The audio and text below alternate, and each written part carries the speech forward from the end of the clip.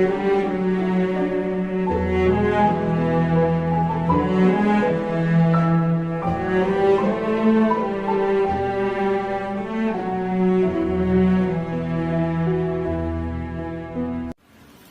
te abençoe, meu amado irmão, no nome de Jesus. Nós queremos continuar falando sobre essas 7 festas, esses 7 dias festivos que Israel tinha, como profecia no Velho Testamento, e o cumprimento disso no Novo Testamento. Nós falamos no vídeo passado sobre a Páscoa, o pão ázimo e as primícias, que são a festa tríplice do primeiro mês.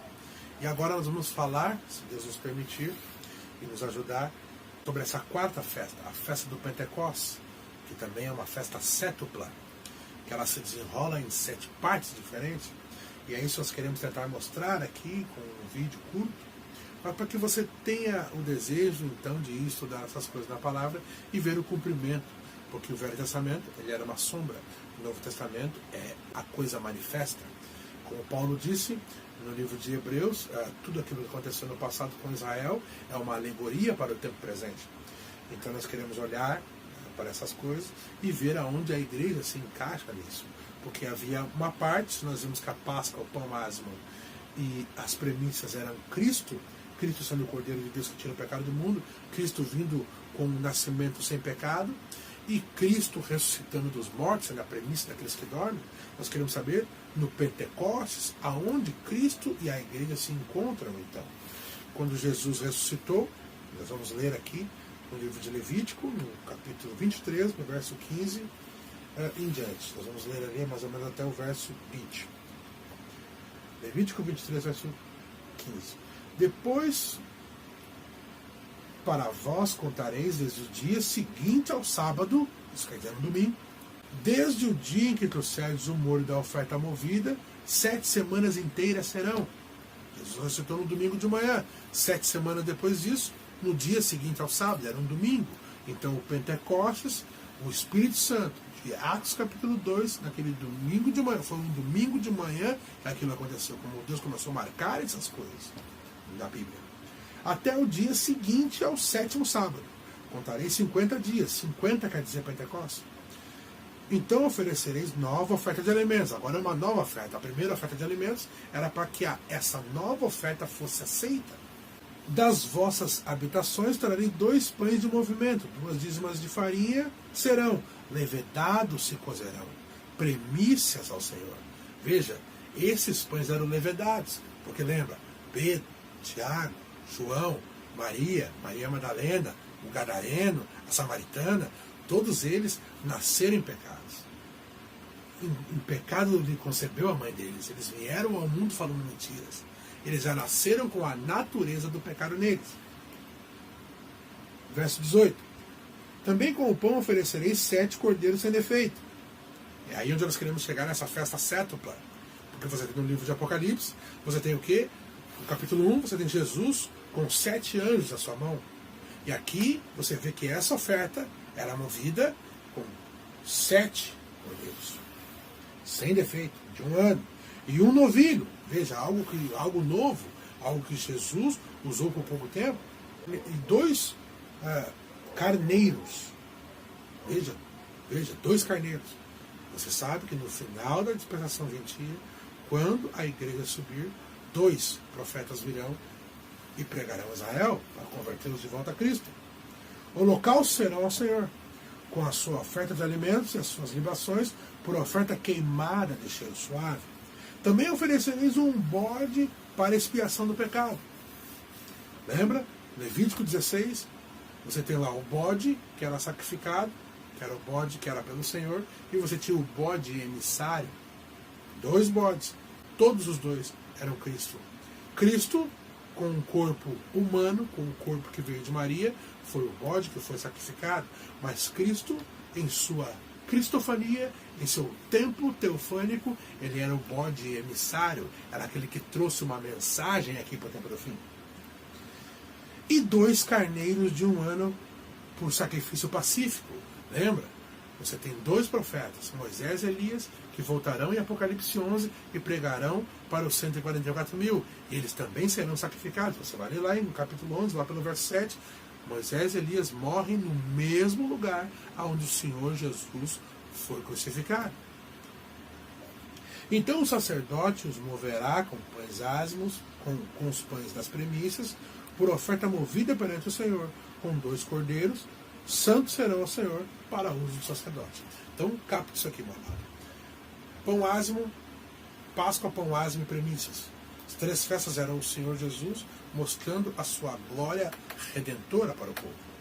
Mas após essa glória redentora, ele ressuscitou naquele domingo de manhã, e ele ficou 40 dias aparecendo para os apóstolos. Nós lemos aqui que a festa do Pentecostes era 50 dias após aquele domingo. Então, Jesus sobe no 40º dia, e ele sobe acenando, mostrando que ele tinha sido aceito.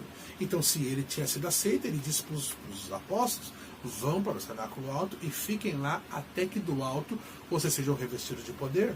Eles foram para lá, ficaram 10 dias orando, 10 dias jejuando, 10 dias tendo companheiros em torno da palavra, até que o sacrifício, Jesus, no livro de Hebreus, a Bíblia diz que ele entrou num santuário não feito por mãos de homens.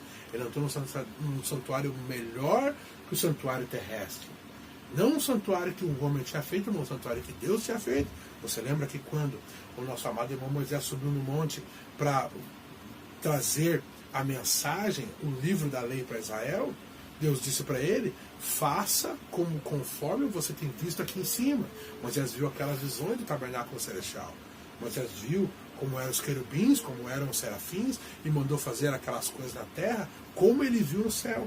Aqui Jesus, sendo ele maior que Moisés, sendo ele maior que anjos, ele entrou num santuário não feito por homens. Jesus, o livro de Hebreus, nos ensina que Jesus é o Melquisedeque, ele é o sacerdote segundo a ordem de Melquisedeque.